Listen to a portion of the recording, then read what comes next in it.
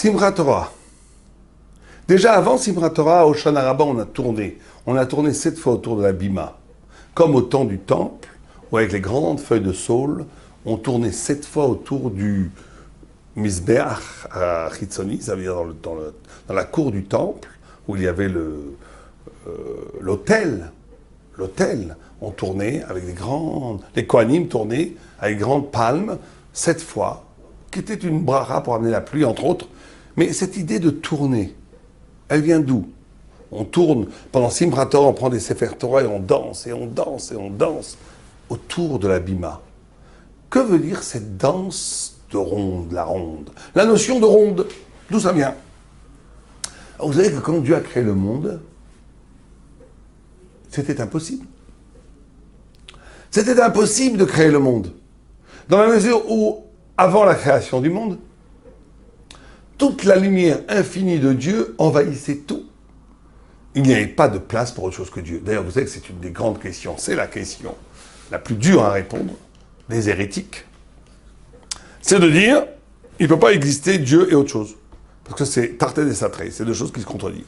Si Dieu est absolu, il est tout. S'il est tout, il ne peut pas y avoir autre chose qui n'est pas Dieu. Puisque ça vous limiterait l'omnipotence de Dieu, puisqu'il y a autre chose que Dieu. Et si tu me dis que tout est Dieu, tu tombes dans le panthéisme, 2 avodazara. Donc là, tu es coincé logiquement, parce que tu dis d'un côté, s'il y a autre chose que Dieu, alors c'est que Dieu n'est pas tout, Dieu préserve. En od milvado, on sait très bien que Dieu est tout.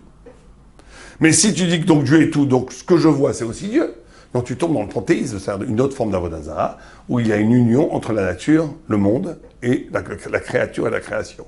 Toute l'essence de l'idolâtrie, c'est d'être incapable de penser la cassure entre le créateur et la créature.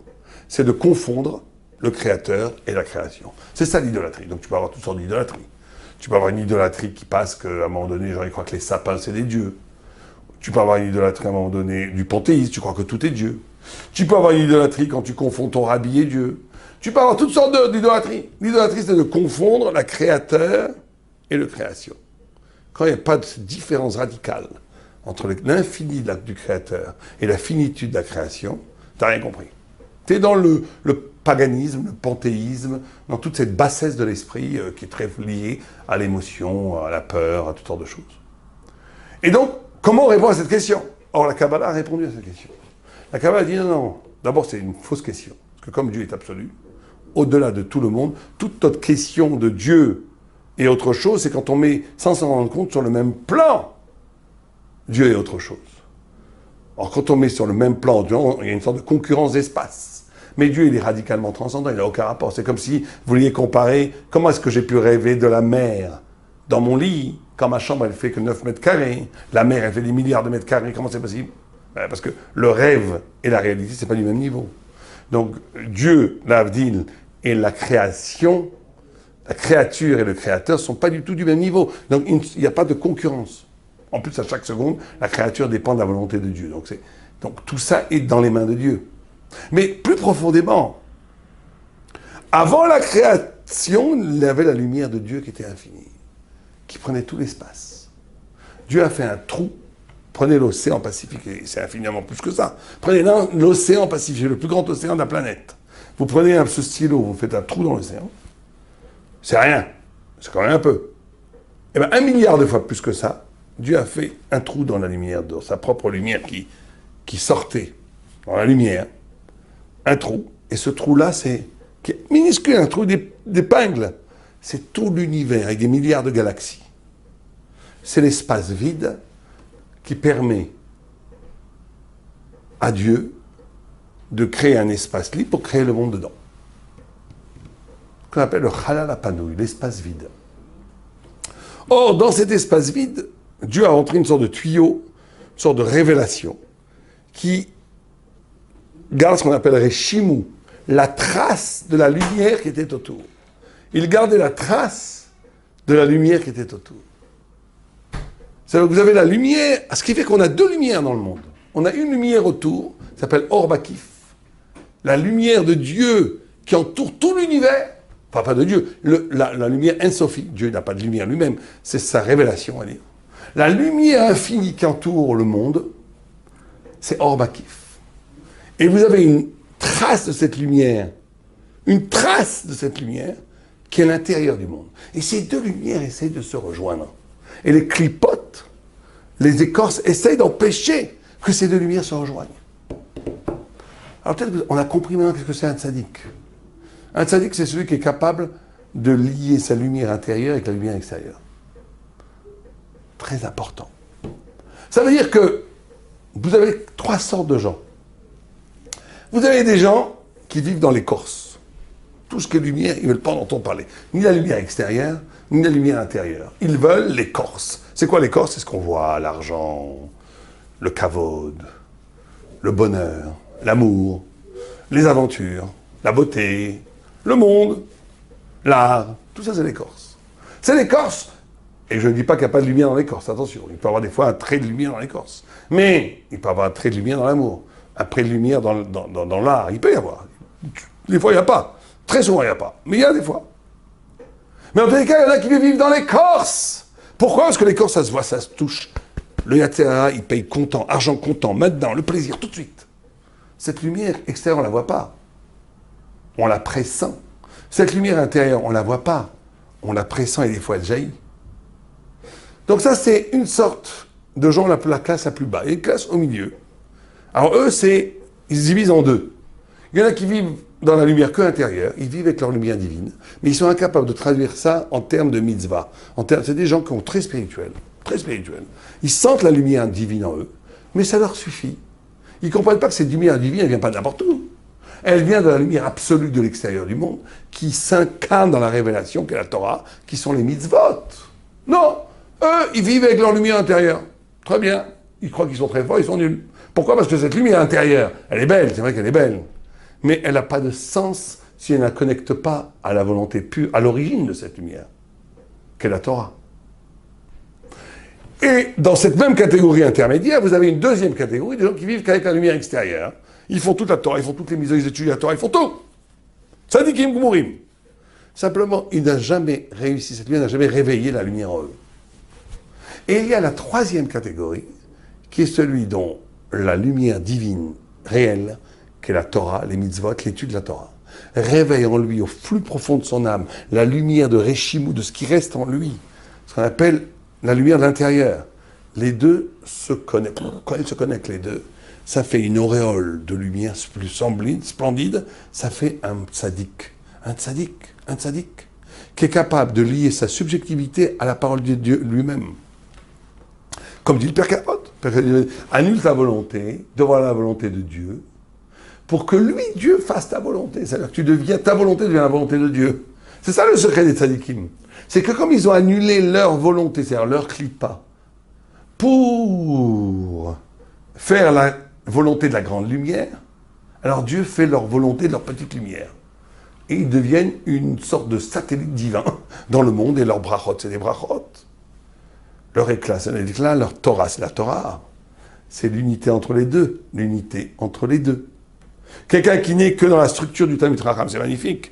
Mais si ce n'est pas lié à son subjectivité spirituelle, ça veut dire à sa lumière intérieure, d'accord, ce qu'on appelle Chamor Dosé Sfarim, un âne qui porte des livres. Mais quand quelqu'un dit des chidushim, toutes sortes d'idées qui ont l'air très intéressantes, qui dit toutes sortes d'idées qu'il invente de lui-même à partir des fois, souvent d'ailleurs, si c'est dans la Torah, d'une lumière intérieure, c'est vrai, mais qui n'est pas contrôlée par le savoir-faire des Gdolim, de la Torah, de la Torah en soi. C'est nul. C'est un délire intérieur. Quand vous avez les deux, c'est un harassant, répétition de l'étude qui est enseignée dans les chivotes, qui est enseignée dans les grandes institutions de l'initiation du savoir.